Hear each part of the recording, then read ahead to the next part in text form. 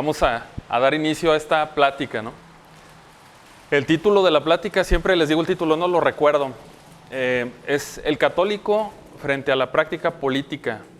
La práctica, el término práctica pues tiene un sentido, ¿no? No podría ser frente a la acción política o frente a la actividad política, pero vamos a decir frente a la práctica política. 2 puntos le pusimos al título y hablamos de cuerpos intermedios. La intención es dar un panorama general. Habrá quienes ya sean especialistas en los temas políticos y la religión, ¿no? La relación que tiene el catolicismo con el tema político. Habrá quien no, entonces va a ilustrar más a quien no tenga estos principios, ¿no? Quien ya los tenga probablemente diga algo que ya he escuchado en algunas ocasiones. Chesterton, voy a citarlo varias veces en el proceso, ¿no? Chesterton, cuando le decían que por qué solamente hablaba de política y de religión, decía que no había cosas más importantes de qué hablar, ¿no? Ahora se suele decir en la actualidad que nunca hables de política y de religión porque no vas a llegar a un acuerdo, ¿no? Es un análisis lógico muy efectivo, porque en la política y en la religión no se tiene que llegar a acuerdos. Ni en la política ni en la religión se llega a acuerdos, ¿no? La religión tiene dogmas y los dogmas son indiscutibles, ahí no hay que acordarlos, y la política tiene principios y son principios que descansan en la naturaleza humana. Entonces no se puede llegar de acuerdo, ¿no? Hay que discurrir sobre cómo llegar a esos principios, cómo hacer que se cumpla la finalidad de los seres humanos, que somos los únicos que hacemos política. Y al decir que los seres humanos somos los únicos que hacemos política, voy a volver a citar a Chesterton, ¿no? Chesterton decía que si al hombre le quitas lo sobrenatural, no queda lo natural, sino más bien lo antinatural. Sintetizaba un pensamiento Chesterton eso. ¿Qué nos quiere decir? Pues que el hombre naturalmente está abierto a lo sobrenatural, ¿sí? Uno de los principios del hombre, de la naturaleza del propio hombre, es que está abierto a lo sobrenatural, ¿no? Entonces, si le quitas lo sobrenatural, lo deformas en su naturaleza, es decir, queda lo antinatural. ¿Por qué nos sirve plantear esta dicotomía que hace Chesterton sobre lo natural en el hombre y lo antinatural? Porque se sepa o no, en la actualidad siguen riñendo 2 tipos de política. La política que descansa en la naturaleza humana y la política que trata, iba a decir descansa, pero no puede descansar, ¿no? Trata de corromper esta naturaleza humana. Todo el tiempo está luchando contra la naturaleza humana. Y a decir del doctor Miguel Ayuso, la naturaleza pues, es imbatible, porque la naturaleza emerge constantemente, ¿no? Emerge constantemente. Entonces, la revolución que ataca a la naturaleza humana se enfrenta con algo que está todo el tiempo emergiendo y emergiendo y emergiendo. Por eso la revolución siempre es inacabada. Siempre tiene que atacar la naturaleza, y una de las características principales de la naturaleza es la autoridad. Pero esto lo vamos a ver en la plática que estamos exponiendo. Entonces, 2 tipos de política. 2 tipos de órdenes. Si el hombre es natural pero está abierto a lo sobrenatural, podemos decir que el hombre tiene 2 fines. Un fin natural y un fin sobrenatural. Al fin natural lo conocemos en el ámbito político como el bien común. Al fin sobrenatural se le conoce en el ámbito religioso como la bienaventuranza. Lo que pretendemos decir es que uno no se opone con el otro, sino más bien uno supone al otro.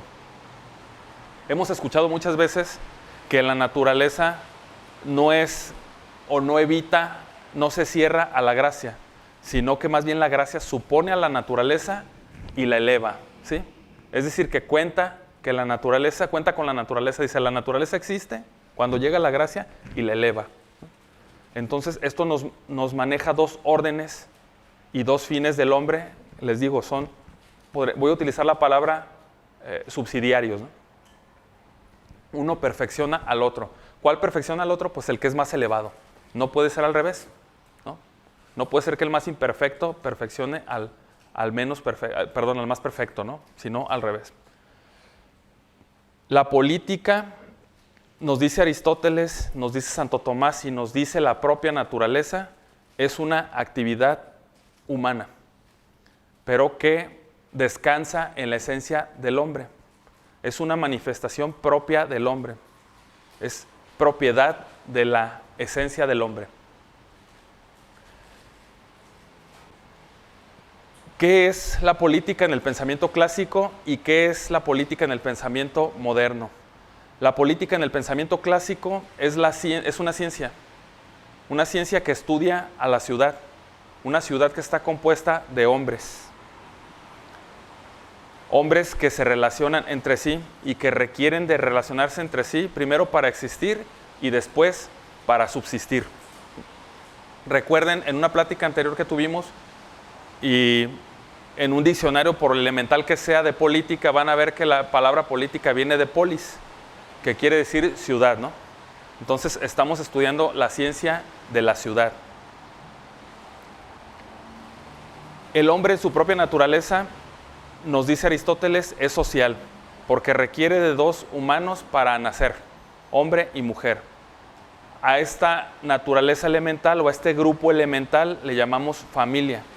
Es nuestra primera sociedad, pero no solo, ese es en el orden natural, pero en el orden sobrenatural, el Génesis nos dice también que el hombre es social por naturaleza. Desde el Génesis nos dice el hombre es social por naturaleza. ¿En qué parte nos dice el Génesis? En aquella, cuando Dios vio al hombre, lo creó y dijo que no era bueno que el hombre estuviera solo. Entonces, tenemos el fundamento social, tanto con las fuerzas de la razón que encontró Aristóteles, como con la gracia de la revelación que nos dice el Génesis. Son estos dos caminos sobre los que debe de descansar una política sana. ¿Por qué me refiero sana? No es solamente una opinión, ¿no? Recuerden que la salud es mantener el organismo, al menos la salud humana, es mantener el organismo óptimo, ¿no? Entonces una política sana también es mantener a la ciudad óptima. La ciudad compuesta de hombres. Para mantener una ciudad óptima se debe de mantener también a los hombres óptimos. Y la forma que comparte la salud médica con la salud política es entender cuál es la naturaleza social o cuál es la naturaleza humana en el caso de la salud y tratar de ayudarla a que cumpla su fin. Un fin que ya está dado en nuestra propia naturaleza, ¿no? ¿Por qué tenemos el corazón de cierto lado? Porque ya está dado en nuestra propia naturaleza. Aunque hay quienes lo tienen del lado contrario. No es lo más normal, pero funciona, ¿no? Pero lo que sí nunca van a ver es un corazón que haga funciones de riñón o viceversa, ¿no? Que un riñón lata. Digo, yo no soy médico, pero me imagino que si un riñón late, tenemos problemas, ¿no? Entonces, eso pasa también en una sociedad, ¿no? Cuando hay un desorden. Estos dos son los caminos sobre los que debe descansar una política sana. ¿Qué puede hacer el hombre con su propia voluntad? El hombre se puede cerrar al bien, ¿no? Y la forma de cerrarnos al bien es atentar contra nuestra propia naturaleza, que busca perfeccionarse, busca desenvolverse en la existencia. ¿Qué es la existencia del hombre? Pues no es más que el desenvolvimiento de nuestra naturaleza en el tiempo y en el espacio, ¿no? Pero recuerden que somos espíritus encarnados, tenemos el soplo divino. Entonces, aunque el cuerpo perece en el ámbito natural, el alma nunca termina, ¿no? Nunca perece. Entonces también tenemos una aspiración sobrenatural. Lo que debe de hacer una correcta política, una sana política, es brindar todos los beneficios a la naturaleza humana para que llegue a su perfección. Y que esta naturaleza humana, elevada al grado de perfección, se abra a la gracia. Toda política que atenta contra la naturaleza humana y que no permite que la naturaleza humana se abra a la gracia, no es comunitaria, ¿no? Es decir, no es política. No permite que la comunidad permanezca. Crea individualidades, ¿sí? Y la individualidad no es de naturaleza humana. Primero, no es de naturaleza humana porque decimos, venimos de un padre y una madre para poder vivir, y segunda, requerimos una familia para poder subsistir. Eso en lo material, pero también para darle sentido a nuestra vida y a nuestra propia naturaleza, que es comunicativa. ¿Por qué hablamos? Porque comunicamos, pues tiene que haber alguien a quien lo comuniquemos, ¿no? Este aprendizaje de comunicación lo tenemos con nuestras familias, cuando somos niños. ¿Qué hace entonces la sociedad elemental, que es la familia del ser humano? Lo educa. Es la educación. Y la educación es de educere, ¿no? De la palabra educere, que es guiar o sacar del hombre lo mejor. ¿Qué es lo que tiene que sacar la educación del ser humano? Tiene que sacar su propia naturaleza perfeccionada. Aristóteles decía que el hombre es un animal racional y social por naturaleza. Si el hombre es un animal, lo hemos dicho anteriormente, es que está animado, está vivo. Naturalmente está vivo. Cuando el hombre muere ya no es un hombre, ¿no? Fue un hombre, perdió algo, perdió el espíritu que lo vivificaba, el alma, pero ya no es un hombre. Ahí queda, cuando alguien muere queda el despojo de un hombre, ¿no? Santa Mónica le dice a San Agustín, cuando va a morir, se preocupan los dos hermanos, San Agustín y su hermano, por dónde van a enterrar a su madre, ¿no? Y Santa Mónica se preocupa y corrige al hermano San Agustín, le dice, ves a tu hermano en qué está pensando, recuérdale que debe de enterrar este cuerpo donde sea, pero que se acuerde de mí siempre ante el altar del Señor. Entonces dice qué es lo importante, ¿no? El cuerpo que quede enterrado donde sea. Pero les digo, mientras estamos vivos es cuando está unido el cuerpo y el alma. Entonces la política debe de atender al hombre en toda su dimensión, en cuerpo y alma, ¿no? Digo, un político no se debe encargar del alma del hombre, pero sí de permitir que el cuerpo llegue a su perfección para que reciba la gracia. Si alguna actividad pública o política o de algún partido se opone entre la naturaleza humana y la gracia, es una política antisocial. ¿Por qué? Porque es antihumana, ¿no? Es antihumana. Los principios que manejamos o que postulamos las personas de pensamiento tradicional no son principios exclusivamente morales, sino principios exclusivamente naturales. Es decir, que emanan de nuestra naturaleza, o de la naturaleza de los objetos, de la naturaleza de las cosas. Y son los principios sobre los que nos regulamos. El mundo moderno ha decidido modificar, y les digo moderno entre comillas, ¿no? Porque esto es muy viejo, ha decidido manifestar un poder que no tiene, que le excede. ¿A qué me refiero? Con un toquecito filosófico podríamos decir que el mundo moderno tiene la tentación de disponer de las esencias. Las esencias es lo que una cosa es, ¿no? Y el mundo moderno pretende y cree poder disponer de las esencias. En esta forma de ver la vida se repite el grito de Satanás, ¿no? El de no serviré, y la recomendación al hombre de ser como dioses, ¿sí? Dios, recuerden que crea la naturaleza y la hace operar mediante la esencia de cada cosa. La hace operar conforme a la esencia de cada cosa. Y el hombre pretende modificar esa esencia, ¿no? No puede. En la actualidad, un ejemplo muy, muy actual, hay quienes creen que pueden crear vida.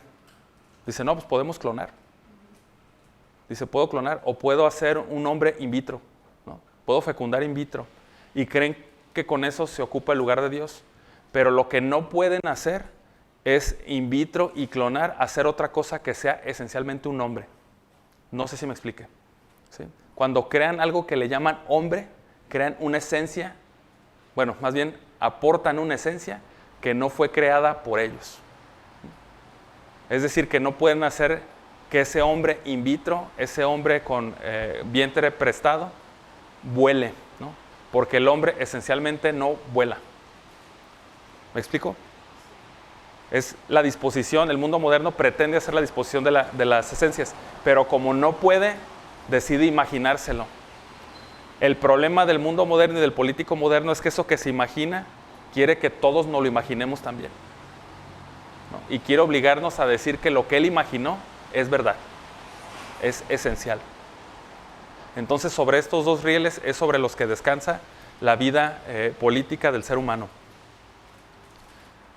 La confusión que tenemos en la actualidad es tomar partido sobre un sistema político en particular, ¿no?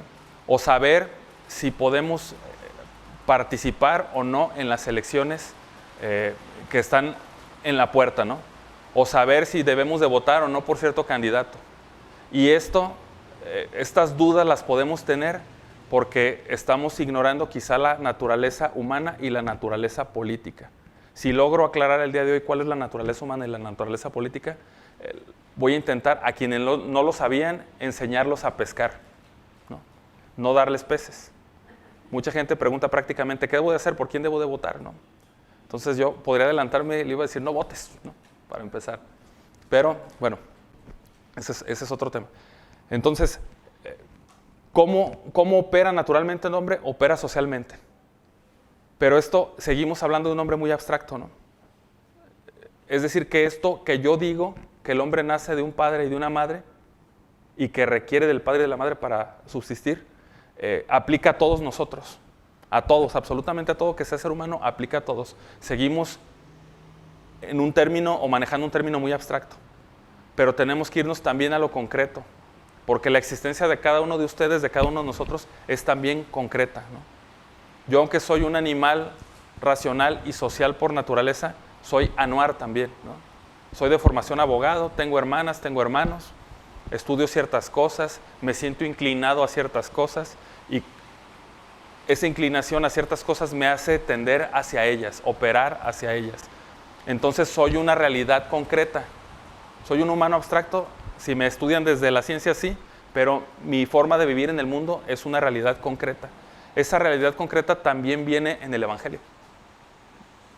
¿Qué nos dice nuestro Señor Jesucristo? Dice que todos fuimos dotados con talentos, ¿sí? Y esos talentos son nuestra vocación. Es a lo que debemos de tender. Recuerden que vocación es ¿no? De vocar, de hablar, de vocare, si no mal recuerdo el término en latín, que es la voz que nos habla, ¿no? Que nos dice qué debemos de hacer en la vida. Tenemos un Dios para todos, pero también un Dios particular para cada uno de nosotros. Es a la vez Dios de todos y es a la vez Dios mío y de cada uno de ustedes. Es una realidad concreta. Entonces, ¿de qué manera se manifiesta con nosotros? ¿De qué manera se relaciona con nosotros? Mediante nuestros talentos, que es a su vez nuestra vocación. ¿Por qué nuestra vocación? Porque nos dice también el Evangelio que todo talento que nos fue dado, pues no debe de ser enterrado, sino debe de ser compartido. ¿Sí? Entonces, ¿a qué nos debemos dedicar? A lo que nuestro talento particularmente nos determine. Y eso está inscrito en nuestra naturaleza. Y curiosamente, eso que está inscrito en nuestra naturaleza nos hace tender a ciertas cosas. Les digo, yo estudié Derecho, me hizo tender a estudiar Derecho. Me gusta un poco la filosofía, no la entiendo, pero me gusta, ¿no? Entonces me hizo tender también a la filosofía. Participé algún tiempo, mucho tiempo en partidos políticos, me arrepiento, ¿no? Ya me confesé, al menos de eso. Me hizo tender a eso, ¿no? Me hizo tender, entonces me relacioné con muchos grupos de estudio, grupos políticos, me relacioné en una universidad, me relacioné con cierto grupo de amigos. Estos grupos a los que tendí naturalmente es los que vamos a conocer como grupos intermedios. Nuestra plática trata del católico frente a la práctica política y los grupos intermedios. ¿Qué son de manera general los grupos intermedios? Si son intermedios, pues quiere decir que están a la mitad de algo. Están a la mitad de ¿qué? Del primer grupo, del grupo elemental que es la familia y del poder. Hay un poder que opera sobre todos estos grupos intermedios. Y esos grupos están ordenados de manera naturalmente jerárquica. Así como nuestro cuerpo, como todo lo que conocemos, está ordenado naturalmente de manera jerárquica, ¿no? ¿Por qué la cabeza está arriba de nuestros hombros y no abajo? Pues porque el poder viene de lo alto. El poder hacer viene de lo alto, ¿no? Entonces nosotros somos verticales porque nuestro poder viene de lo alto. El poder hacer, lo que yo puedo hacer con mis miembros viene de mi inteligencia. Y debe estar regulado por mi inteligencia. La base entonces de estos grupos intermedios es la familia. ¿Es un grupo social? Sí. Todos los grupos intermedios son grupos sociales, sí, y lo que hacen básicamente estos grupos intermedios es regular a la sociedad, es ordenar a la sociedad. Siempre que hablamos de orden, hablamos primero de diversidad y después de jerarquía. No de diversidad entendida en el concepto moderno, ¿no? O sea, que le cambian el contenido, sino de que hay talentos distintos, inclinaciones distintas, pero que están ordenados de manera jerárquica. ¿A qué deben de estar ordenados de manera jerárquica los bienes materiales? Al bien común, al bien que es comunicable, a la perfección del hombre en el ámbito de su naturaleza. ¿A qué deben de estar ordenados los bienes espirituales? a la bienaventuranza, a la salvación del hombre, ¿no? Entonces, si entendemos el origen y el orden o el fin hacia el que vamos, entendemos cuál es la jerarquía de los valores. ¿Por qué el hombre medieval entendía perfectamente la vida? ¿Y cómo sabemos que entendía perfectamente la vida? Porque organizó perfectamente a la sociedad. Naturalmente organizó a la sociedad. ¿De qué manera la organizó? Con estos grupos o cuerpos intermedios. ¿Sí? Si ustedes estudian un poco la historia de la Edad Media, recomendaría algunos libros en especial, como el del padre Alfredo Sainz, La cristiandad y su cosmovisión, o el de don Rubén Calderón Muchet, también un gran filósofo y buen historiador argentino. Se llama El apogeo, a ver si no me equivoco en el título, ¿no? El apogeo de la ciudad católica, si no mal recuerdo el título, quedo en conseguírselos. Nos dicen perfectamente cómo es la formación de estos grupos sociales. Se enfocan principalmente en lo que llamamos gremios en la actualidad, ¿sí? Los gremios, como ustedes saben, eran grupos con una capacidad técnica, como los herreros, por ejemplo. Se dedicaban a hacer un trabajo de herrería y se perfeccionaban. ¿Quién era el más avanzado del gremio? El maestro. El maestro tenía un aprendiz, un oficial, perdón. El oficial era como el segundo a bordo, y el tercero era el aprendiz, ¿sí? ¿Qué vemos? ¿Qué vemos en esta jerarquización del propio gremio? Pues que el maestro era el que enseñaba al oficial y el oficial era el que enseñaba al aprendiz. Hoy le llamarían tristemente coaching, ¿no? Digo, espero que no hay que utilizar esos términos, pero es como algo light, ¿no? Es como los maestros del medievo, pero muy ligeros. ¿Por qué? Porque el maestro era el jefe del gremio, pues porque era el que sabía, ¿no?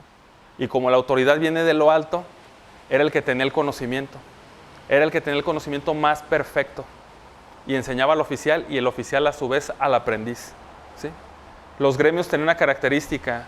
Cuando eran expertos herreros, tenían un nombre. Y cuando tú encontrabas una armadura que era de ese gremio, sabías que era una armadura perfecta. Entendiendo a la perfección que puede llegar el ser humano, ¿no? O sea, con todas las deficiencias a las que puede llegar el ser humano. Pero era una garantía de resistencia, por eso eran maestros. Encontrar una armadura que viniera de un maestro famoso era una garantía de que ibas a tardar más en morirte, ¿no? En una batalla.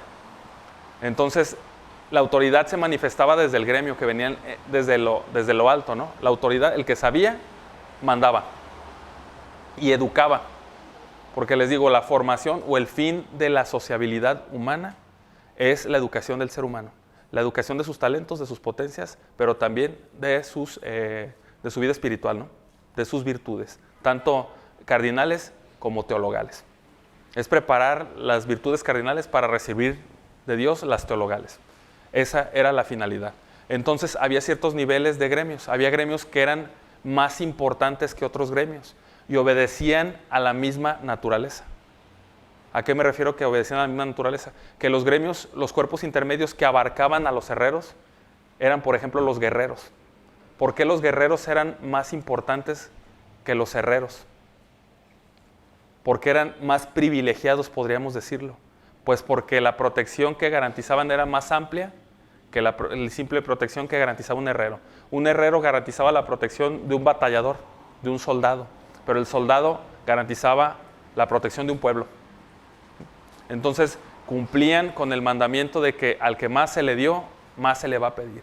Entendían que el privilegio, porque sí se les llama privilegio, que tenía esta relación jerárquica de cuerpos intermedios, descansaba en la responsabilidad de cumplir con tu talento, ¿no?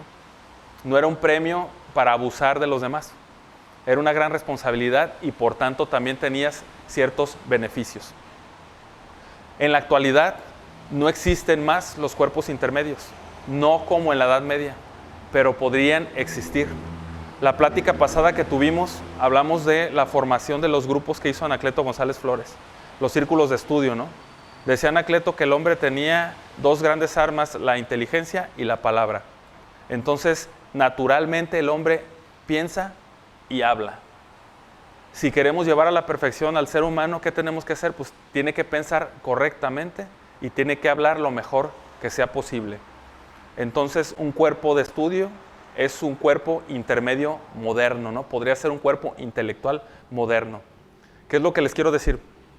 Muchas veces preguntamos en la práctica política qué es lo que debemos hacer, ¿no? Dicen, eso es mucha teoría, pero en la práctica, ¿qué debemos de hacer? Debemos de entender que el estar aquí, cuando estamos aquí, estamos compartiendo conocimiento, aunque les esté echando mentiras, no, es que no. Estamos compartiendo conocimiento, estamos haciendo un cuerpo intermedio intelectual, un cuerpo de estudio, es decir, estamos obrando, ¿no? Recuerden que el hombre, les digo, es inteligencia también, y cuando fortalece su inteligencia, que la fortalece con la verdad, que la perfecciona con la verdad, está obrando. ¿Qué estamos tratando de hacer? De reivindicar el aspecto político natural del ser humano, para no confundirlo con el aspecto artificial. Si se dan cuenta, cuando hablamos de los gremios, de las realidades concretas, de la vocación de cada uno de ustedes, de cada uno de nosotros, estamos aterrizando a los hechos. Hablé doctrinalmente, pero estamos aterrizando a los hechos. Cada uno de ustedes en su vida se dedica a una cosa, y es lo que le gusta. Si no le gusta, cambie lo que está haciendo, ¿no? Digo, siempre que lo que le guste sea correcto, ¿no? Aprende a educar el gusto también, ¿no? Entonces, esas son realidades concretas. La política, en estricto sentido, que emana de la naturaleza humana, es de realidades concretas. Va de la realidad particular a una realidad doctrinal. A eso le llamamos ciencia. Recuerden que la ciencia es el estudio de las cosas o de los hechos metódicamente adquirido por sus causas, ¿no? Entonces nos enfrentamos al hecho social y teorizamos, que es lo que hizo Aristóteles. Entendemos cuál es la necesidad de la naturaleza humana y teorizamos esa necesidad de la naturaleza humana. Tratamos de tenerla a la mano para poder darle una solución en caso de que haya algún conflicto, ¿sí? La abstraemos. La política moderna no es de los concretos. La política moderna es de los abstractos. Ahora se hace al revés. Ahora yo no parto de los hechos concretos como político al hacer una constitución. Me junto con 3, 4 amigos bien ilustrados y decimos, ¿cómo te gustaría que fuera el hombre? ¿No? Es decir, quieren tener acceso a las esencias, lo que decía al principio. ¿Cómo te gustaría que fuera el hombre? ¿Sí? Y nosotros hacemos un plan. Sí, primero tenemos, ahorita hablamos de esa parte, primero tenemos que deconstruirlo, ¿no? ¿Qué es deconstruir? Es destruir, ¿no? Lo dicen bonito, vamos a deconstruir. Jacques Derrida, vamos a deconstruir al hombre, ¿no? Lo que quieren es destruirlo. Esa es la realidad. ¿Por qué? Porque el hombre real, el hombre concreto, el que trabaja, el que respira, ¿no? El que tiene tristezas, el que tiene alegrías, les estorba para el plan que ellos diseñaron, ¿no? Ellos diseñaron un plan de hombre, los que hacen política en los abstractos. Y ese plan de hombre quieren que ustedes y yo lo cumplamos, no viceversa, ¿no? Hay un principio de todas las operaciones humanas o de todas las instituciones humanas. Todas las instituciones humanas y las operaciones humanas son para el hombre, no el hombre para las instituciones, ¿no? Pero para el hombre en su verdadera naturaleza. Entonces la política debe de atender al hombre en su verdadera naturaleza, debe de ayudarlo a perfeccionarse y debe de educarlo, no diseñarlo. Ya tenemos un diseño, Dios lo hizo, ¿no? No tienen por qué cambiar el diseño. Entonces, la política moderna tiene esa característica que es de los abstractos. La política de la que yo les estoy hablando, que nace de los gremios, de los cuerpos intermedios, es lo que naturalmente hacemos todos nosotros, naturalmente lo hacemos. Y así nos conformamos, ¿sí? En cambio, esta política abstracta habla de términos generales que no tienen una realidad concreta. Les pongo un ejemplo, la voluntad popular. ¿Alguien, espero que me digan que no, pero alguien ha visto La Ley de Herodes? La película de La Ley de Herodes, ¿eh? Hay partes que recomiendo que no las vean y menos con sus hijos presentes, ¿no? Pero hay un ejemplo, ¿no? El titular de La Ley de Herodes es el Varguitas, se llama, primero era Varguitas, después termina siendo un diputado, ¿no? En el Congreso de la Unión. Pero Varguitas sienta a su secretario, a Peck, un indígena del pueblo de San José de los Aguarros, ¿no? Y le dice, escriba Peck. Primero arranca páginas de la Constitución que no le gustaron, ¿no? Y le dice, escriba Peck.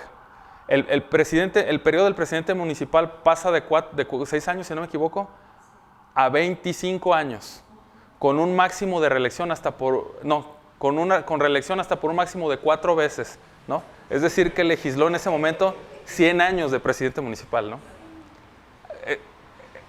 Dicen que el ejemplo tiene que ser drástico para que se comprenda. Así funcionan las leyes actuales. Así las diseñan. Se diseña desde un escritorio, no con las realidades concretas. Es un sistema de abstractos. La voluntad popular es un abstracto. ¿A qué se refieren con la voluntad popular? ¿A quién de ustedes le han pedido su parecer para hacer una constitución? Y si nos vamos a la historia de la primera constitución de 1824 en México, ¿a quién le pidieron el parecer para hacer la constitución de 1824? ¿Quién votó esa constitución? Dice, no, fue democráticamente. Sí, democráticamente entre los que ganaron la guerra. ¿Sí? Los que tenían las armas son los que los decidieron. Participaron 2 corrientes, los liberales y los conservadores. Lucas Alamán encabezando a algunos, que es admirado por muchos, y Valentín Gómez Farías encabezando a los otros, los liberales. Los 2 entraron al mismo juego de los abstractos. Los 2, ¿no? Entonces el problema de las constituciones escritas en la actualidad y todo lo que se deriva de ellos es que es política de los abstractos. Si se dan cuenta, se ha brindado un derecho a la sociedad, el derecho del voto. ¿Cuánto valen ustedes en el voto? Todos valemos igual, todos somos lo mismo, todos valemos 1, ¿no? En un voto. Y el 1 es un número abstracto, ¿no? Vacío e indiferente, decía Bruno Yenta. ¿Sí? No se compara la realidad de nadie, porque todos valemos 1. La igualdad está detrás del sistema político actual, al menos en Occidente. Pero la igualdad es una característica matemática, no es una característica humana. El padre Frank Schitt hace una metáfora muy interesante de Marx, ¿no? Marx dice que si un hombre tarda 1 hora en cultivar una yarda de terreno, dice 2 hombres tardarán media hora, ¿no? Tardarán la mitad. Y dice Schitt, eso suena excelente, pero con lo que no cuenta Marx es que esos hombres pueden llegar a la yarda molestos, pelearse y resulta que pasaron 10 horas y no terminaron el trabajo. Suena cómico, pero dice, uno es la matemática y otra es la realidad. ¿Sí? Los nuevos políticos o los nuevos sistemas políticos son matemáticos. Descartes, que es el padre del pensamiento moderno, es un matemático, ¿no? No es un metafísico. Marx, que influye mucho en el pensamiento moderno materialista, es un matemático, tampoco es un metafísico, no es un político, menos un sociólogo, ¿no? Marx reparte cosas, hace una cuadratura perfecta, dice, cuando estas cosas estén acá, el mundo va a ser perfecto. Cosas materiales, ¿no? Hace sumas y restas Marx con el ser humano. Entonces, ¿cuál es el problema de que nuestros derechos deriven de un papel abstracto? ¿No? Cuando el mundo moderno dice, a comparación del mundo antiguo del que estamos hablando, los gremios naturales, que debían ser respetados por el rey, y ahorita vamos a entrar a ese tema, el mundo moderno dice que tus derechos no eran reconocidos antes y yo te los voy a reconocer acá en este papel cuando digo, el hombre es libre por naturaleza, pero lo traigo a lo abstracto a este papel y este papel lo votamos todos nosotros. ¿Qué creen que podemos hacer con este papel? En cualquier momento podemos cambiar. Entonces lo que estoy haciendo realmente es disponiendo de tu naturaleza. No te estoy reconociendo ningún derecho. Todos los derechos que te doy desde la Constitución es que estoy disponiendo de tu naturaleza. Estoy disponiendo de tu esencia, ¿sí? Y te digo, hay derechos humanos, ¿sí? ¿Por qué hubo derechos humanos? ¿Por qué los derechos humanos emanaron de la Revolución Francesa? ¿Sí? Porque la civilización humana nunca había sido tan inhumana. Y se le tuvo que recordar al hombre que era humano, ¿sí? Y se le recordó con un papel. Y ese papel ha ido mutando, ¿no? Los hombres ya no son como diría Chesterton también, en El hombre eterno. Dice, el hombre que pintaba en las cavernas era tan hombre como el hombre del presente. Buscaba la trascendencia del arte, ¿no? Como lo hace el hombre del presente. A lo mejor no tiene un smartphone, pero le preocupaban las mismas cosas profundas, ¿no? ¿Qué hago yo en el mundo? ¿Cuál es mi finalidad? ¿Hacia dónde voy? ¿Qué es la vida? ¿Qué es la muerte? Lo que nos sigue preocupando en la actualidad. Probablemente hoy tenemos un smartphone, ¿sí? Pero el smartphone, ¿qué hace? ¿Para qué es? Para comunicar. El hombre de las cavernas se comunicaba con los demás. ¿Por qué? Porque derivaba de su naturaleza la comunicación. Es decir, seguimos siendo tan cavernarios como el hombre de las cavernas, nada más con un smartphone. Es la diferencia. Entonces, entender esta parte nos ayuda a entender el sistema político actual y cuál era la función y cuál debe de ser la función de los cuerpos intermedios, ¿sí? ¿Por qué? Porque podemos revivir los cuerpos intermedios. El católico frente a la actividad, a la práctica política, debe de reconocer primero la naturaleza humana. Y la naturaleza humana es que somos animales racionales. Eso en la naturaleza humana. Pero si lo vemos desde el ámbito religioso, de la elevación de la gracia, somos imagen y semejanza de Dios. Dios es inteligencia y voluntad. No supera la voluntad a la inteligencia, sino que la voluntad es dirigida por la inteligencia, ¿sí? Dios no es estúpido, es inteligencia. Y lo que hace lo hace perfecto y lo hace bien. El ser humano es el único que permite a veces que la voluntad le domine sobre la inteligencia. Y cuando la voluntad le domina sobre la inteligencia, va y se reúne en una plaza y dice, vamos a determinar con la voluntad popular lo que está bien y lo que está mal. Y esa es una constitución, esa es una ley. Toda ley, todo reglamento descansa en la voluntad. Pero toda ley o todo reglamento que no descansa en la inteligencia es contra la naturaleza humana. Y niega la imagen y semejanza de Dios que hay en el hombre. Si planteamos en este momento, ¿por qué partido podemos votar? Eso lo dejo a la libre elección de cada uno de ustedes, ¿no? Yo particularmente no pienso hacerlo, ¿no? Y no como rebeldía a un partido, ¿no? Sino como no cooperación al sistema político que tenemos. Porque el sistema político, les digo, fue una creación abstracta. Pongo un ejemplo. Alguien llega a tu casa, se mete a tu casa, te saca de tu casa y después te dice que te va a permitir entrar a tu casa siempre y cuando firmes un contrato de arrendamiento, ¿sí? Y dices, bueno, el mal menor es vivir en mi casa, ¿no? Y como el mal menor es vivir en mi casa, voy a aceptar y le voy a firmar el contrato de arrendamiento. Lo que acabas de hacer jurídicamente en ese caso es reconocerle la propiedad al que le firmaste el contrato de arrendamiento. ¿Me explico? ¿Hacia dónde va esto? ¿Sí? El mal menor, a veces decimos, es votar por mi ley, ¿no? Porque defiende la vida. Cuando está parado sobre los mismos principios que se dice atacar. El mal menor para algunos era votar por Verástegui, que no va a llegar ni siquiera a la boleta, ¿no?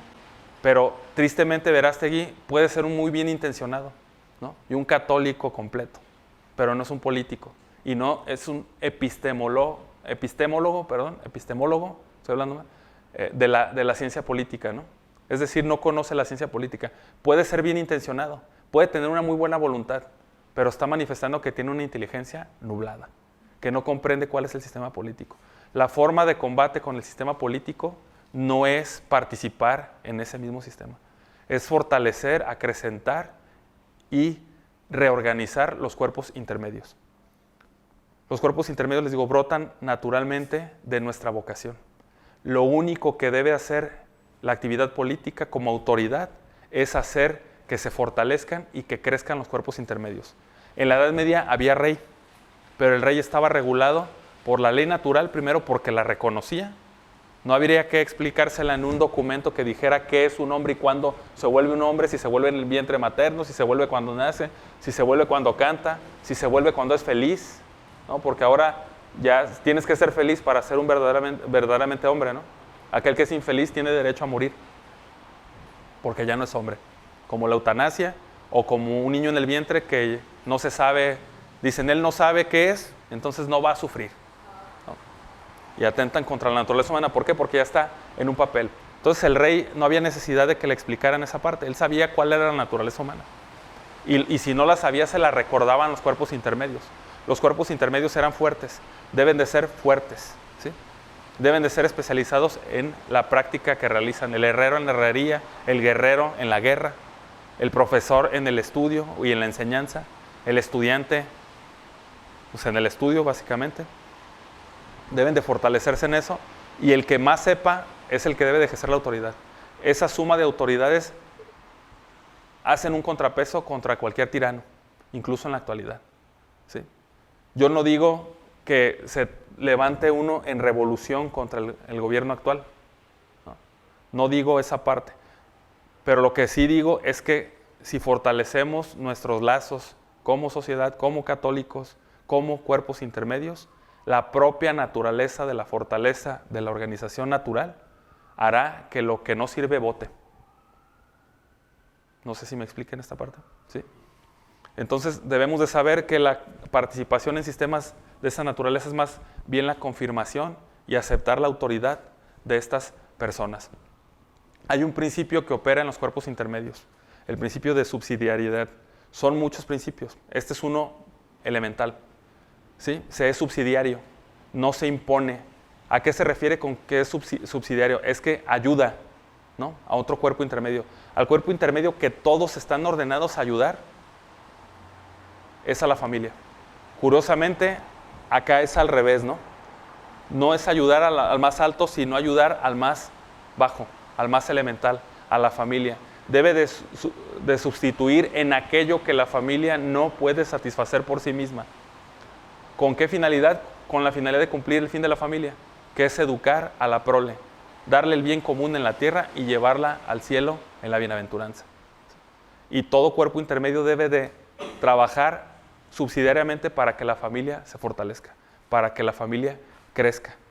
El principio evangélico cristiano del poder es que el que está más arriba debe de ayudar al que está más abajo. Esa es la finalidad. En la actualidad se ve como privilegio, les digo, mal entendido el privilegio, ¿no? Como que el que está arriba descansa sobre todos y que los de abajo deben de mantener al que está arriba.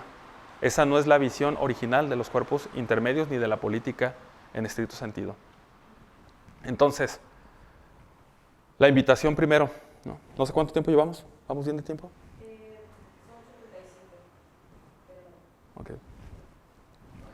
La invitación es a que sepamos que ya estamos haciendo algo, que en este momento estamos haciendo algo, que al reunirnos a compartir ideas, estamos haciendo algo, estamos fortaleciendo nuestra inteligencia, estamos buscando entre todos, yo también, la verdad, ¿no? Porque la verdad es la que nos garantiza la verdadera libertad. Eso lo dijo nuestro Señor Jesucristo, ¿no? Entonces debemos de buscar la verdad, pero con esa verdad debemos de hacer algo. Las acciones que realizan nuestros sacerdotes, los apostolados que les llaman ellos, ¿sí?, son actividades de cuerpos intermedios. No vamos a cambiar la política que existe actualmente votando por tal o cual candidato. No vamos a cambiar la política si llega o no un candidato pro vida a ser diputado, a ser senador, incluso aunque lo llegaran todos, ¿no? Mientras la política siga siendo de abstractos, no vamos a cambiar la realidad social. Lo que sí podemos hacer es lo que está en nuestras manos, lo que tenemos inmediatamente. Y lo que tenemos inmediatamente es ayudar a los demás. ¿Con qué los ayudamos? Mediante nuestros apostolados. Entonces, ¿qué debemos de hacer? Fortalecer este grupo, generar más grupos, que alguien se encargue, por ejemplo, de formar a jóvenes en club de lectura, ¿no?, en exposiciones, que aparte del club de lectura hagan exposiciones, que ellos pensar, no sé, a unos años, 5 o 6 años, que los jóvenes que de repente conocí a unos muy chicos y los vi crecer, de repente ya los veo adultos, sean los próximos expositores, ¿no? Sean los próximos que vengan acá a platicarnos de lo que han aprendido. Eso es hacer cuerpos intermedios. Eso es verdaderamente política, esa es la verdadera ciencia de la ciudad, no lo que nos han vendido con un papel que le llamamos Constitución. Mientras dejemos todavía que nuestra realidad sea manipulada en ese documento, seguiremos teniendo los mismos resultados. Nadie que mezcla los elementos para hacer un pastel obtiene bollos, ¿no? Vamos a obtener pasteles siempre, ¿no? Recuerden, la política actual sigue al príncipe de Maquiavelo. Y muchos, les digo porque me tocó participar ahí, muchos dicen, es que así es la política. Por supuesto, si así la sigues, o sea, si sigues al príncipe, el resultado va a ser evidente. Estás mezclando los ingredientes del pastel. ¿Por qué esperas bollos? Ese es el esquema verdaderamente político. Les digo por experiencia propia, no hay forma de cambiarlo, ni de dentro y menos de fuera, ese sistema, ¿no? Entonces tenemos que empezar a hacer nuestra verdadera polis, nuestra verdadera ciudad. No aislarlos del mundo porque recuerden, como dice la carta de Ogneto, ¿no?, la característica de los cristianos es que somos el alma del mundo, ¿sí? Pero dice, así como el alma está en el cuerpo, así estamos los cristianos en el cuerpo. Estamos en Él, pero no somos de Él. ¿Sí? Y deben de saber que el cuerpo repudia al alma. El mundo va a repudiar a los cristianos. Aquel cristiano que esté siendo aceptado debe de revisar su doctrina, ¿no? Aquel cristiano que busque ser aceptado debe de revisar su doctrina. Hay quienes cedieron en principios. Jacques de Maritain, por ejemplo, hay quien lo nombra como el filósofo cristiano, ¿sí? Y es uno de los principales generadores del pensamiento que se le conoce como la democracia cristiana. Deben de saber que la democracia, pues no es cristiana, no puede ser cristiana. Por propio sentido no puede ser cristiana, ¿no? Porque la democracia es precisamente la manipulación de la esencia. Es donde la mayoría dice cuál es el bien, la verdad y la belleza. Y el bien y la verdad y la belleza por excelencia es Dios. Entonces el hombre, es la tentación del hombre siempre a manipular las esencias. Participar en ese tipo de pensamientos, como el de Maritain o de la democracia cristiana, no es más que ceder en nuestros principios. La política, voy a concluir con esto, la política cristiana en estricto sentido debe de recordar siempre, siempre, y de tender a lo que dijo San Agustín, ¿no? en el libro de las Confesiones. ¿Qué dice San Agustín en el libro de las Confesiones? Nos hiciste, Señor, para ti, y nuestro corazón no descansará hasta que descanse en ti. Esa es la tendencia de la política verdaderamente cristiana. Aquel que hace iglesia, hace política verdaderamente cristiana. Esa sería por hoy mi participación.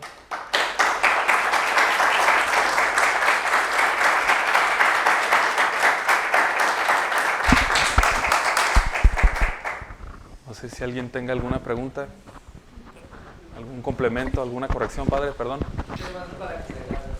Pues yo quiero agradecer mucho, Anuar, por tu conferencia. Es importante, ¿no? En una sociedad que se dice libre, que está abierta, ¿no? a diferentes opiniones, pues que los católicos hablemos y demos nuestra opinión y compartamos nuestro punto, ¿no? Porque algunos podrán objetar, bueno, es que cómo es posible que el maestro Anuar esté diciendo, ¿cómo que no debemos de votar o esto? A ver, si se supone que vivimos en una sociedad plural, pues debemos de respetarlo. Y lo interesante es esto, y lo interesante es, Aristóteles dice, ¿no? Si partimos de principios equivocados, entonces un principio, o sea, entre más cercano el error está al comienzo, pues entonces al final pues es un gran error. Y entonces la filosofía debe de ser el sostén, el fundamento de una buena doctrina política, ¿no? El problema del liberalismo y de las doctrinas contemporáneas está en que sus principios, pues como bien dice el profesor Anuar, pues están equivocados. Parten de principios que se rebelan en contra de la naturaleza misma del hombre. Y por lo tanto sus errores pues están destinados, están condenados pues a errores fatales, ¿no? Como los que vivimos ahora, el aborto, la eutanasia y tantas desgracias. Entonces,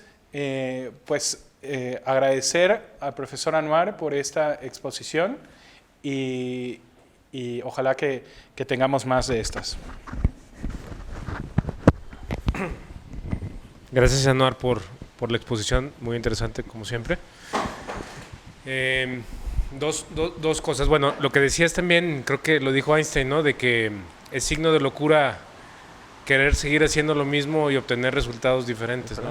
Entonces, si seguimos haciendo lo mismo, seguimos jugando el juego de la democracia y de la política actual, aunque sean otros jugadores, aunque estén bien intencionados, seguiremos obteniendo pasteles, ¿no?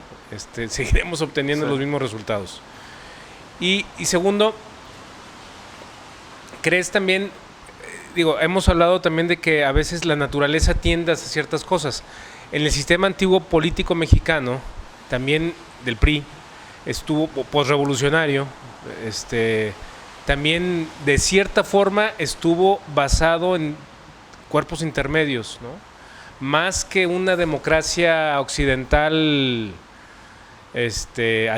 típica, era estos sectores que le llamaban, ¿no? en el viejo PRI o en el viejo sistema político mexicano, campesinos, obreros, empresarios, que era un poquito, a lo mejor reconocer de manera tácita o implícita esta necesidad de tener cuerpos intermedios que funcionaran como interlocutores entre el pueblo, entre la población en general y el poder, ¿no? Y a lo mejor bastardizados, ¿no? De una manera bastante, ¿no? Pero bueno, funcionó durante esos años, por lo menos en el sistema de control político en nuestro país, ¿no? No sé qué opinas de eso. Sí, funcionó, pero funcionó para el PRI, no para el país, ¿no? El problema es que dejó bases, o sea, no debemos de engañarnos. Nosotros somos responsables de cómo se comportan nuestros hijos. Y nuestros padres muy probablemente sean responsables de cómo nos comportamos nosotros. El error al principio genera un gran error al final, ¿no? Y probablemente el PRI también planteó un gran error. Sí se basó en cuerpos intermedios, pero la diferencia entre un cuerpo intermedio natural y uno artificial es cuando el poder diseña también al cuerpo intermedio. Los hace. Lo que hizo el PRI sí es captar al campesino con la CNC, captar a los obreros con la CROM y con la CTM, y lo que no cabía en esos, creó la CNOP, ¿no? Dice, todos los demás, o sea, quiero articularlos a todos y tenerlos a todos. Era la democracia, ¿cómo le llamaban? Sí, pero digo, ese es un término que no me gusta porque es de Vargas Llosa, pero no es mi escritor favorito, ¿no? Democracia, no me acuerdo, corporativa, ¿no? O sea, no es democracia, ¿no? Corporativa. ¿Quiénes votaban realmente? Los líderes sindicales. Y el líder sindical valía lo que tenía de agremiados. Es decir, que las demás personas no eran realidades concretas, eran un bloque. Lo mismo, ¿cuál es el mal del comunismo? ¿Cuál es el mal del comunismo? El mal del comunismo es que quiera quitarle los bienes a los ricos y dárselos a los pobres. El peor mal del comunismo es que es materialista y por tanto es ateo por esencia. Y tiene que negar a Dios para poder hacer lo que quiere con la naturaleza humana, ¿no? Pero el comunismo tiende a ser colectivista, es decir, a despersonalizar. Nos dice C.S. Lewis en Cartas del Diablo a su sobrino que el diablo devora a los hombres, ¿no? Los devora para lo que trata de hacer es borrar la naturaleza humana de ellos, es diluirlos en una masa. El comunismo tiene esa tendencia.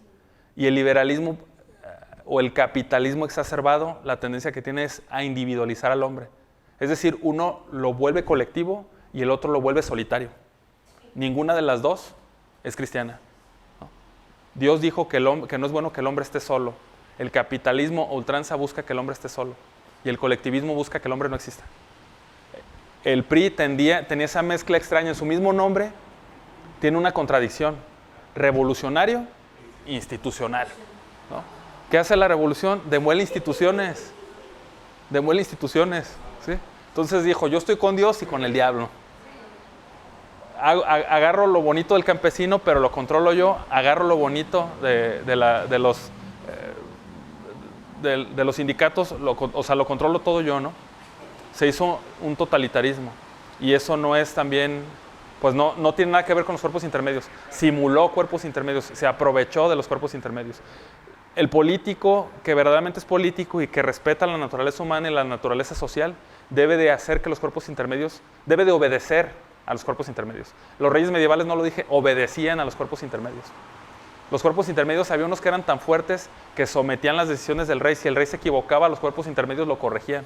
El rey era un árbitro entre cuerpos intermedios. No diseñaba cuerpos intermedios, no mandaba a los cuerpos intermedios. Esa visión que tenemos del rey totalitario es la visión de los reyes protestantes. Absolutistas. ¿Por qué? Porque el rey, al romper con Roma, dijo, no nada más soy rey, soy también el representante de la iglesia. Y dijo, entonces soy puesto directamente por Dios. El rey cristiano decía no puesto por Dios, perdón, se me fue el término. El rey cristiano decía que él representaba la autoridad, incluso de Dios en la tierra, ¿no? Pero no la autoridad de la religión. porque reconocía el orden religioso en el Papa. Pero decía, ¿cómo represento la autoridad de Dios en la tierra? Ejerciendo correctamente. ¿Cómo ejerzo correctamente? Respetando el derecho natural. ¿Por qué respeto el derecho natural? Porque el derecho natural es la esencia de las cosas y la esencia de las cosas las creó Dios.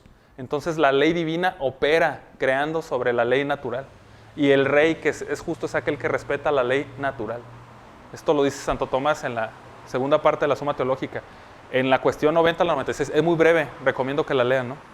Entonces, con este panorama de cómo opera la ley natural, cómo es naturalmente la sociabilidad humana, todo sistema político que no respete esto es totalitario. Y es por origen y por antonomasia anticristiano. No sé si... Memo.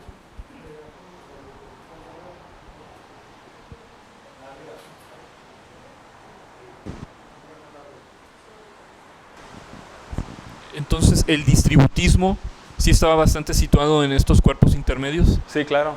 Sí, el distributismo económico, de hecho, es la doctrina social de la Iglesia que inicia mucho antes de León XIII, pero León XIII hace como que la revive y la perfección, la adecua al tiempo, ¿no? Por eso la Rerum Novarum es de las cosas nuevas. Dice, los problemas nuevos, ¿no?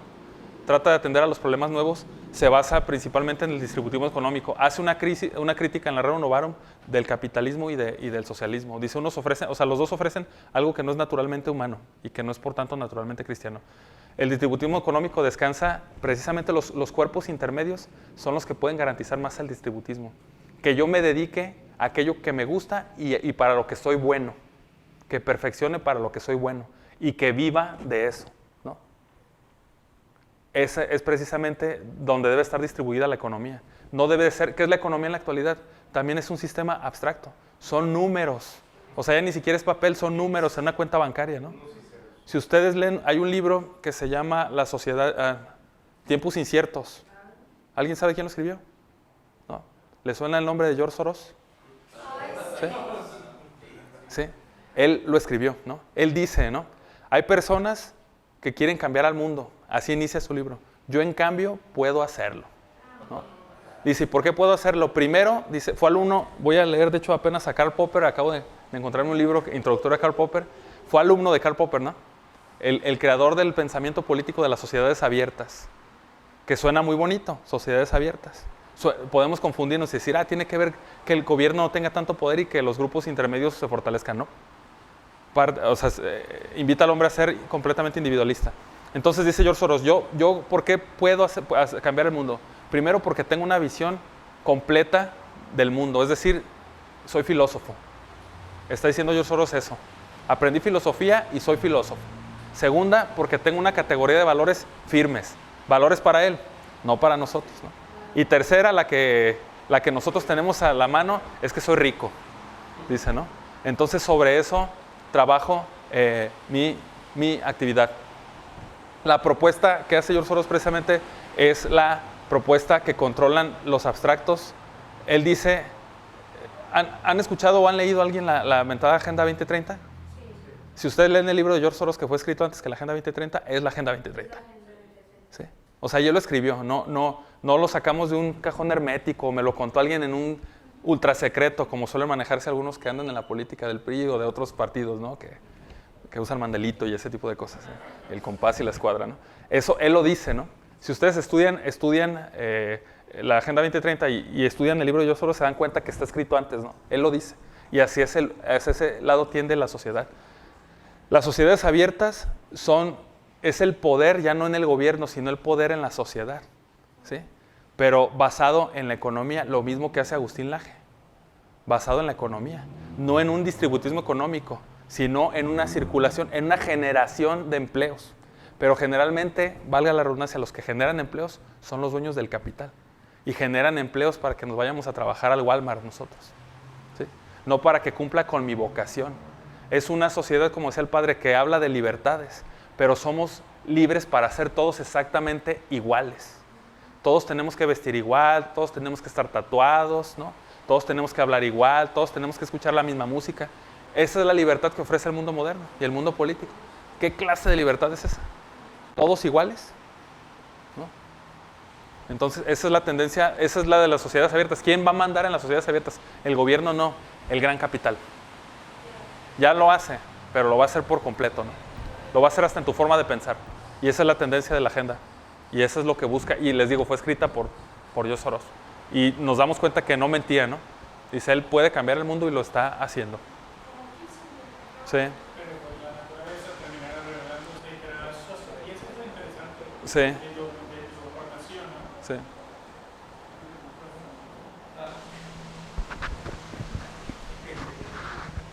Entonces, decía, la naturaleza terminará, pues, continuando su canal natural, ¿no?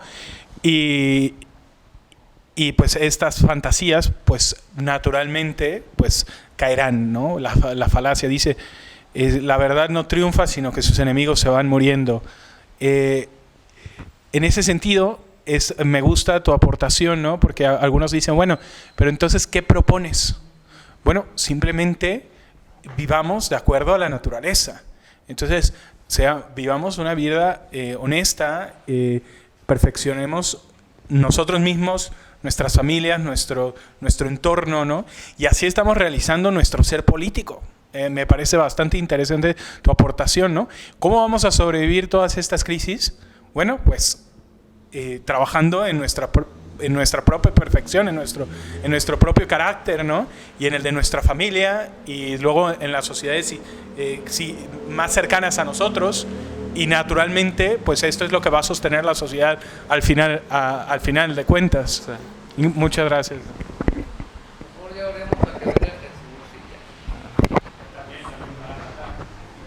Voy a hacer una última aportación. Digo, si alguien quiere preguntar algo, adelante.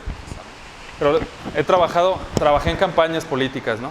Me tocó ser incluso coordinador de campañas completas políticas. La actividad que usan ellos es, o sea, ¿qué hace un partido? Lo primero que debe hacer un partido es visitar después de que los abandonan cuando están en el gobierno y vienen las campañas, salen a la calle y visitan a los que ya tienen cautivos, a lo que le llaman voto duro, ¿no? ¿Cuál es tu voto duro? Los que votaron por ti en la elección pasada. ¿Cómo sabes que votaron? Hay todo un sistema para saberlo, ¿no? Algunos le llaman lotería, en el PRI le llaman lotería, en otros partidos le llaman diferente. Pero tú sabes quiénes son los que votaron por ti. Tiene generalmente relación con los programas sociales. A quien le diste programa social y lo visitaste 3-4 veces, a doña Chonita, llega doña Chonita, no, es que yo los quiero mucho porque me dieron cosas. Va a votar, lo tengo aquí, ¿no? Nada más vas y le dices, oiga, acuérdese que si no vota, se le va a acabar. Exacto. Entonces, de esa manera se mantienen cautivos. ¿Qué tienes que hacer? Dicen, primero visita a los que ya tienes. Primero, consérvalos. Porque si ganaste, quiere decir que tuviste el número más alto. Y si conservas ese número más alto, vas a volver a ganar, ¿no? Entonces, consérvalos. Segundo, ya que sabes que los tienes bien conservados en la campaña, la primera visita es a ellos, 3-4 visitas. Ya que si ya son míos, vete por los fluctuantes. Aquellos que no saben por quién van a votar, indecisos, y trata de convencerlos. A los que nunca debes de visitar es a los rivales. Dicen, nosotros somos diferentes, ¿no? San Pablo iba al Areópago, ¿no? A evangelizar.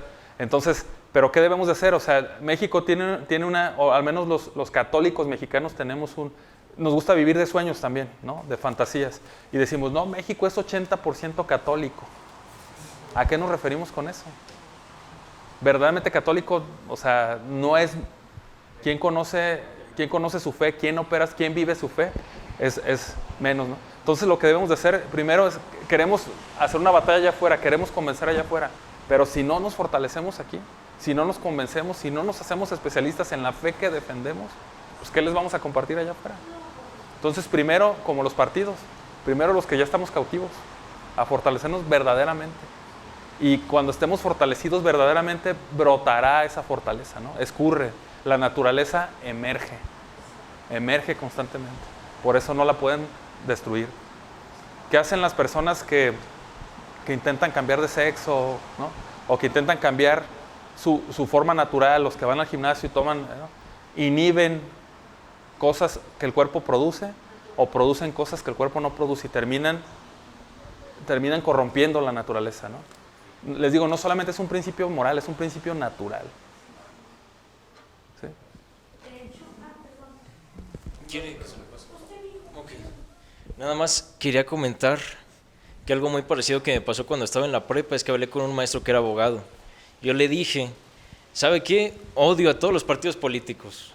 Usted ha vivido más que yo, usted sabe 1000 cosas que yo no acerca de la corrupción, robos, asesinatos que cuántos gobiernos no han hecho en toda la historia de México, y que yo estaba seguro que eso jamás iba a cambiar. Y yo no quería votar por ninguno de ellos para no manchar mi conciencia, digamos, de decir, ok, este que ya se robó tantos millones es por quien yo voté. Y él me dijo, ok, aquí hay una cuestión muy sencilla, cuando cumplas la mayoría de edad vas a sacar una INE. Ajá. ¿Cómo la mayoría de personas de aquí de México tiene? Cuando tú sacas una INE, digamos que tú ya cuentas como un votante, para siempre, hasta que te mueras y saques el papel de que ya moriste. Ahora, el problema que él me dijo es que hay muchas personas que justamente no quieren votar, que ya están tan cansados que simplemente no votan. Y él me dijo, obviamente, esos votos, aunque no hayan ido a votar cada 6 años, sí se registran. Entonces, si 1 millón de personas no votaron, ese millón se le iba a ir directamente al que mayor votos ya tuviera. Por lo que me dijo, ok, votar no es una elección, es una obligación que tienes que hacer. Aunque los detestes a todos, tienes que fijarte en el que sea menos peor. Y en nuestro caso tenemos una judía masónica comunista, así que cualquier cosa es menos peor que ella. O sea, estamos mal, pero podemos estar peor. Pero esa es la visión del mal menor. Pero es que no tenemos otra salida. Sí, tenemos el de hacer política verdadera, ¿no? Sí, claro. O sea, es que el tema es que entremos a la discusión dialéctica con ellos, ¿no? Que digamos que ese es el único sistema político. Para empezar, o sea, yo creo que el planteamiento es equivocado. Y generalmente es el planteamiento que tenemos. No, el PRI porque robó mucho. No, Movimiento Ciudadano porque roba mucho. No, el PAN porque robó mucho. O sea, nos han robado la fe. Eso es más importante, ¿no? Que se lleven el dinero, pero que nos dejen la fe. Pero ya ni siquiera fe tenemos. En el pasado los hombres eran pobres, pero creían, ¿no? Había pobres, pero no miserables. En la actualidad los hombres no tienen dinero y no tienen fe. Eso es ser miserable. Entonces, el esquema del que más robe o el que menos robe, yo no lo plantearía así, ¿no? Evidentemente no tienen que robar. El hecho de que los votos se sumen a la mayoría no es mera aritmética. Si por ejemplo, si 30 personas van a votar por Sheinbaum y 20 por... ¿Quién es su enemigo? Xóchitl Gálvez, ¿no? Digo que... ¿Cuál mano quieres que te corten? ¿La izquierda o la derecha, no? Exacto. Pero bueno, van a votar por Xóchitl y hay 10 que deciden no votar, pues evidentemente, aritméticamente, no van a empatar, ¿no? Esas 10 podrían votar por Xóchitl y ganarle a Sheinbaum. Pero el problema es cómo alimentar. Cuando votamos por el mal menor, voy a poner un ejemplo así drástico. Haz de cuenta que estás en una jaula y estás encerrado con un león adulto y le vas a dar de comer al león adulto. No te puedes mover, le vas a dar... ¿Qué crees que va a ser la comida del león adulto? ¿Lo que traes en la mano? Vamos a ser nosotros, ¿no? Esa es la revolución. Esa es la revolución. Ese es el mal peor. Y el mal menor es que estás encerrado en la misma jaula con un leoncito y le vas a dar de comer y no puedes salir ni tú ni el leoncito. Pero ¿qué va a pasar? El león va a crecer y de cualquier forma va a ser su alimento. La elección cuando uno va a votar es decir si quieres que te coman rápido o más despacio. Sí. Y lo mejor sería que trates de salir de la jaula, ¿no? Eso sería lo mejor. Y la realidad es que esa jaula fue creada por el sistema liberal. O sea, esa no es la realidad, es una ficción. Pero la realidad es que votes por el que votes, mantienes vivo el mismo sistema, mantienes vivo al león, al chiquito o al grande. No sé si más o menos. Aunque también Santo Tomás habla de que también es legítimo elegir el mal menor poder los males. Eso también es... No, yo no he leído a Santo Tomás en ese aspecto. No. Más bien, la única opción que tiene el católico es votar siempre por el bien. El bien posible, perdón. El bien posible. La opción que maneja la iglesia, el católico y Santo Tomás, es el bien posible. Siempre buscar el bien posible. O sea, ¿qué es el bien posible para nosotros? Fortalecer este cuerpo intermedio. Eso es posible. Cambiar el sistema de gobierno con un voto o abstenernos del voto, eso no es posible. No lo va a hacer. A final de cuentas es una falsa ilusión de elección. Sí. O sea, te dan una falsa, te hacen es ver como que si tú estás eligiendo entre dos cosas diferentes, Sí. cuando es la misma cosa. O sea, Sí. al final de cuentas el sistema es el que está mal. Entonces, si colaboras con el sistema, pues eres parte del sistema, de una u otra forma. Y pudiera ser, y más hoy en día, que está las elecciones, digo, las opciones a elegir son malas todas. Y además que el sistema de por sí es malo. Entonces, de una u otra forma, elijas el que elijas, va a seguir siendo el mismo sistema. Es que estamos cayendo a lo mismo, estamos manipulando la esencia del ser humano. La política para el ser humano no es una elección, es una operación de su naturaleza.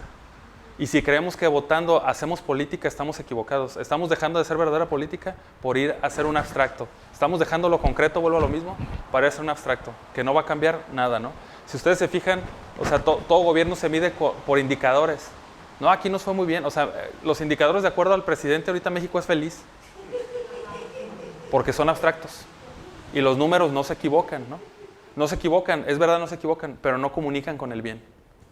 Los números no comunican con el bien. Ok, doctor Anwar, Gracias por el creo grado. que, profesor Anwar, estamos muy agradecidos. Creo que la discusión ha sido amena y creo que todos estuvimos interesados y lo dejamos en este clímax de interés y de preguntas y de discusión y de debate. Y qué bueno que se fomente este debate y estamos muy agradecidos, profesor. Gracias a ustedes. Muchas gracias.